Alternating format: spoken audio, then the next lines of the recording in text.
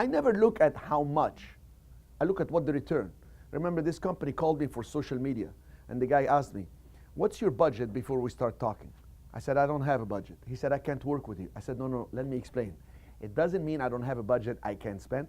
You tell me 10,000, I'll tell you how much the return. If the return is good, I'll tell you how about 1 million. He goes, sir, I'd like to meet you in person. Because he's used to people with a budget. Even when I ran hotels, I would go in, and they would bring me to problem properties, I'd meet with the owners, and I would say, I need to hire one more salesperson. And they would say, the budget says 3 salespeople. Yeah, but look, each salesperson costs maybe 80,000 a year plus benefit 100,000, but they bring 2 million. Would you like to put 100 and bring 2 million? Oh, can you bring 2 salespeople now? Forget the budget. It's what's the return? If you only think on the bottom line, you're stuck in the bottom of life. Think, what is this for that?